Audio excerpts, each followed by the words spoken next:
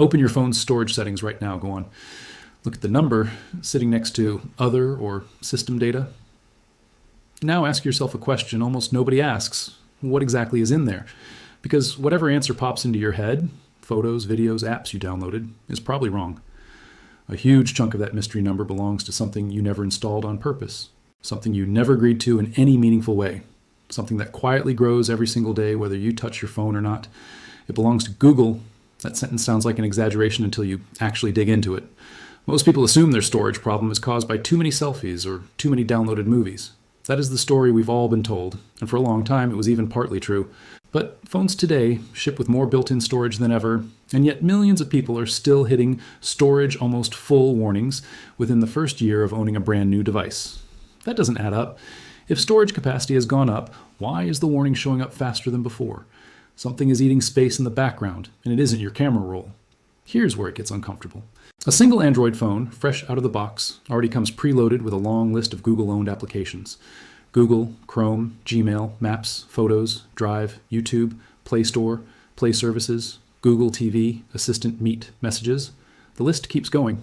Some of these you use every day. Others you have never opened once, not a single time, and yet they sit there, silently, permanently installed, permanently connected to background processes, permanently syncing something in the shadows even while your screen is off. Think about that for a second. An app you never opened is still active on your device. Read that again. Now here's the part almost nobody explains properly. These apps don't just sit quietly taking up their original install size. They grow.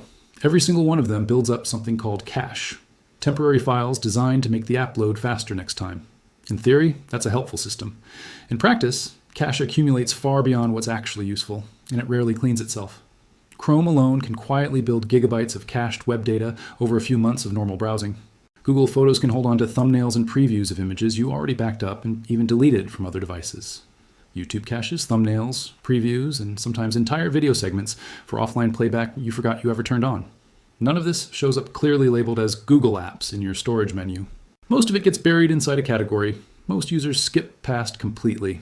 System data, or the vague, almost mocking label simply called Other. This is where the real story begins to separate from the myth. People blame themselves. They think, I must have too many pictures, or I downloaded too many apps. So they go delete a few photos, maybe uninstall a game, and feel like they solved the problem. But the storage bar barely moves. Why? Because the actual weight isn't sitting in your personal files.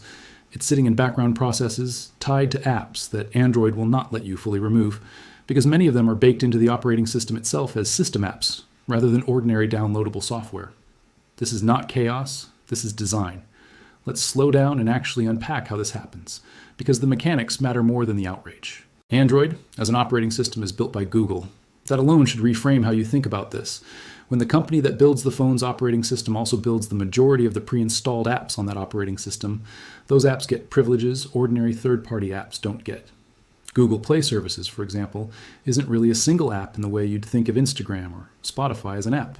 It's a background framework that other apps rely on to function.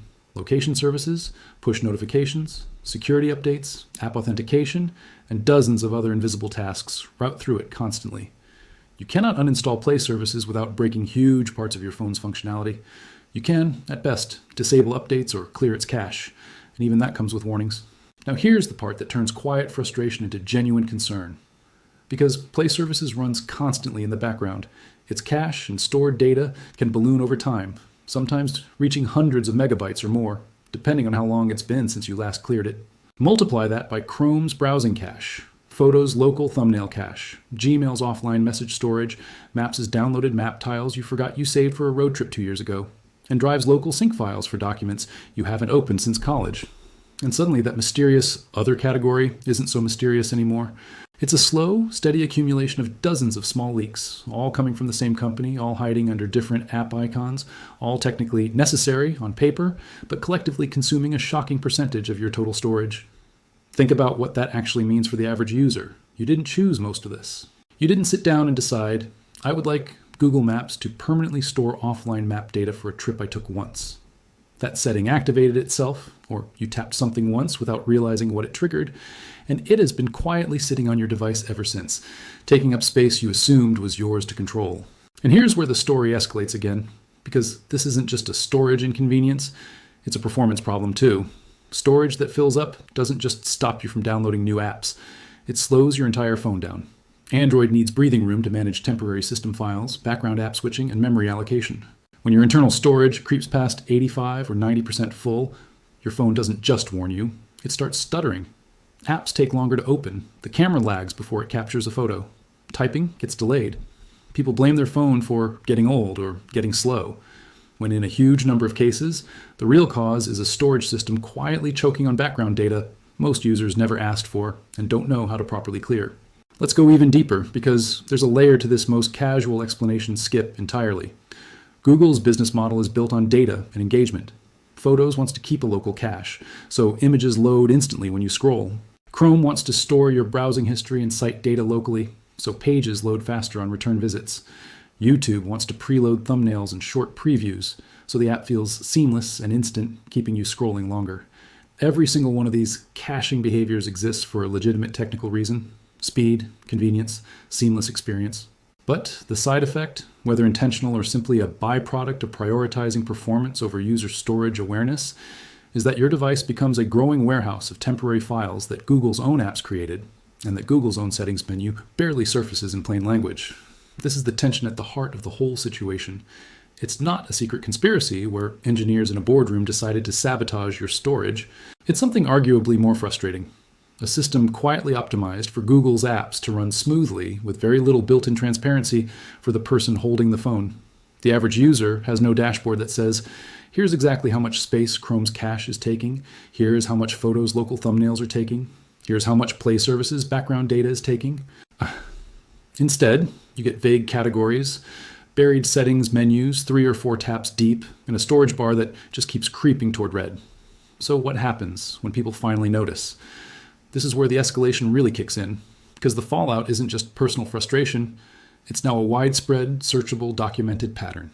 Go to any Android help forum and you'll find threads, some going back years, of users asking almost the exact same question. Why is the Google app suddenly taking up gigabytes of space? Why did my storage disappear overnight? Why does clearing my downloads folder do almost nothing? These aren't isolated complaints. They're recurring, consistent. And they point to the same root cause across different phone brands, different Android versions, different regions of the world. This is a systemic pattern, not a one-off glitch. And here's where it gets worse. Budget and mid-range phones, the devices most commonly used by the majority of smartphone owners worldwide, often ship with the smallest storage tiers, 64 gigabytes, sometimes even less in certain markets. For someone on a 64 gigabyte device, a background cache buildup of several gigabytes across Google's suite of pre-installed apps isn't a minor inconvenience. It can represent a meaningful percentage of their entire available storage, silently consumed before they've even installed their own apps, their own photos, their own music. The people least equipped to simply buy more storage or upgrade to a bigger phone are often the ones hit hardest by this invisible accumulation. Now widen the lens even further, because the financial angle here is not small. Storage tiers directly affect phone pricing. Manufacturers charge noticeably more for 128 gigabyte and 256 gigabyte models, compared to 64 gigabyte base models. Sometimes an extra $35 to $70 just to double your storage, and even more to go higher. If a meaningful portion of your base storage is being consumed by background system data tied to pre-installed apps you can't remove, you are, in a very real sense, being pushed toward paying more for storage tiers to compensate for space you never actually had full control over in the first place. Whether that's an intended outcome or simply an unaddressed side effect of the current app ecosystem is a fair question to sit with, but the effect on your wallet is the same either way. Let's pause and ask the question most people skip entirely. Is any of this actually fixable, or are you just stuck? This is where the story shifts from exposing the problem to actually confronting it, and the answer is more hopeful than the doom and gloom framing suggests. But it requires understanding exactly where to look, because Google does not make this obvious. The first and most immediate fix lives inside your phone's Settings app under Storage, then Apps, sorted by size. This single screen reveals more truth than almost anything else on your device, because it finally breaks down app by app, exactly how much space each one is consuming. Not just install size, but cache and stored data combined. When you sort this list by size instead of alphabetically, you will very likely see Google-owned apps sitting near the top, often above apps you actually use constantly. Chrome, Photos, Gmail, and Play services frequently appear in the top 5 storage consumers on devices that have been used for more than a year without maintenance. Once you find them, the next move is targeted, not aggressive. Tapping into an individual app's storage settings gives you 2 distinct options: clear cache and clear storage. These are not the same thing, and confusing them can cause real problems. Clearing cache deletes temporary files, thumbnails, previews, load speed shortcuts, and is almost always safe. The app might load slightly slower the very next time you open it while it rebuilds that cache, but no personal data is lost. Clearing storage, on the other hand, wipes the app's data entirely, which can mean losing saved logins, offline downloads, or app-specific settings. For most Google apps tied to your storage bloat, clearing cache alone recovers a significant portion of wasted space without any real downside. Google Photos deserves special attention here, because it's often the single biggest contributor to hidden storage use, and the fix is layered. Open Photos, go to your account settings, and check your backup status. If your photos are set to back up in original quality rather than the storage saver option, every single image and video is being stored locally at full resolution, while simultaneously syncing a duplicate copy to Google's cloud servers.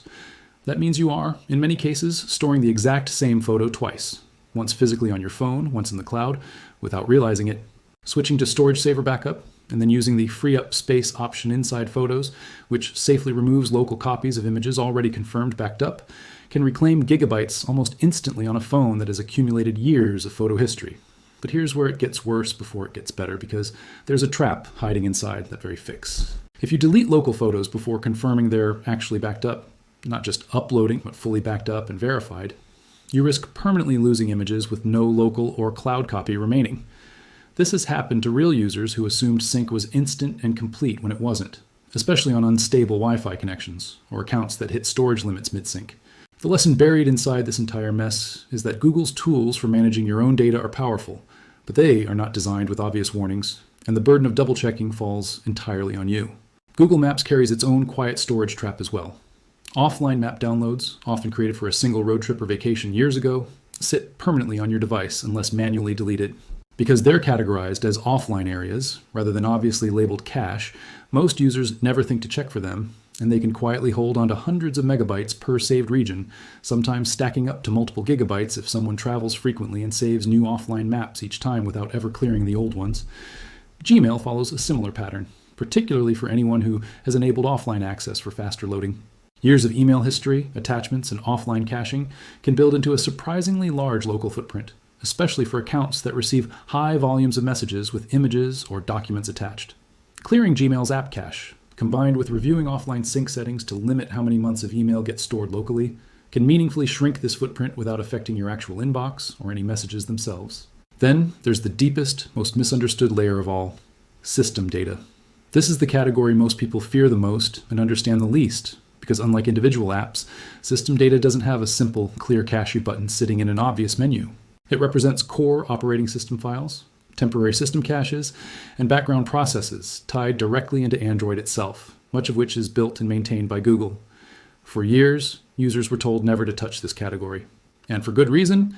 Deleting system files manually, especially through third-party cleaner apps promising to shrink system data, has a long track record of breaking core phone functionality, sometimes requiring a full factory reset to fix. This is precisely why security experts and Android support documentation consistently warn against manually digging into system folders like Android data or trusting unofficial storage booster apps that claim root-level access they either don't actually have or shouldn't be given. Instead, the safer, sanctioned path runs through Google's own built-in tool, Files by Google. This app, ironically built by the same company responsible for much of the hidden storage buildup, actually does a competent job of scanning your device, identifying duplicate files, old downloads, large unused media, and app-specific junk data, then presenting it in a clear, reviewable list before you delete anything. It won't touch core system data recklessly, and it won't break your phone. For most users dealing with a storage almost full warning, running Files by Google combined with manually clearing cache on the top 5 to 10 largest apps resolves the vast majority of the problem within about 10 minutes, no paid software required. That last point matters because there's a quiet industry built around exploiting this exact frustration. Paid storage booster and cleaner apps have existed for years, some charging a few dollars, others pushing recurring subscriptions, promising to dramatically shrink your storage footprint through supposedly advanced scanning technology. In reality, the vast majority of these apps do nothing that Google's own free built-in tools don't already do, and in some documented cases, they've done considerably less while displaying invasive ads or requesting excessive permissions of their own. Read that again, because it reframes the entire situation. The same ecosystem that creates the invisible storage problem also profits, indirectly, from third parties selling you a fake solution to it. So where does this leave the average person holding a phone that feels perpetually almost full? Somewhere between mildly reassuring and genuinely unsettling. Reassuring, because the fix is largely free, accessible, and doesn't require special technical knowledge. A few minutes in your storage settings, checking photos backup status, clearing cache on your biggest offenders, and using files by Google can realistically free up meaningful space on almost any device. Unsettling, because none of this is made obvious by default. You have to go looking for it. Nothing about the default Android experience proactively tells you, hey, Chrome has quietly stored 2 gigabytes of cache over the past year. Here's a one-tap fix. But you have to know to check, know where to check, and know the difference between a safe clear cache action and a risky manual deletion. Zoom out even further, and this small, personal, seemingly minor storage annoyance becomes a much larger reflection of something bigger. The growing distance between how much control we assume we have over our own devices and how much control we actually have. Your phone is filled with software you never explicitly chose, running processes you never explicitly approved, consuming resources you technically own but functionally don't fully manage. Storage is just the most visible symptom, because it's the one number you can literally see turning red on a settings screen. But the same dynamic quietly plays out across permissions, background data usage, notification systems, and default settings buried 3 menus deep across almost every pre-installed app on your device. And this raises a question nobody has a clean answer for yet. As phones continue shipping with more built-in AI features, more background processing, more constant syncing between device and cloud, does this invisible storage and resource consumption get better, or does it get worse? Early signs point toward more background activity, not less. On-device AI processing, smarter predictive caching, and deeper cloud integration all tend to demand more silent background storage and computing power, not less, even as they promise a smoother user experience on the surface. So think about what that means moving forward. Will future Android updates finally introduce a transparent, single-screen breakdown that clearly separates every megabyte of Google-owned background data from your own personal files, with one honest button that says exactly what will be deleted and what won't? Or will this quiet pattern continue, buried under vague labels like other and system data, leaving millions of users to stumble onto forum threads and guides just to understand where their own storage actually went? Nobody outside of Google's internal product teams knows for certain which direction this goes next.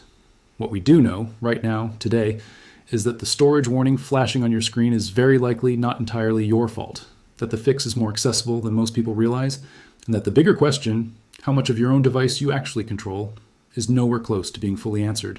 The next time your phone tells you storage is almost full, ask yourself honestly, is that really about your photos? Or is it about everything running quietly in the background that you were never truly shown in the first place?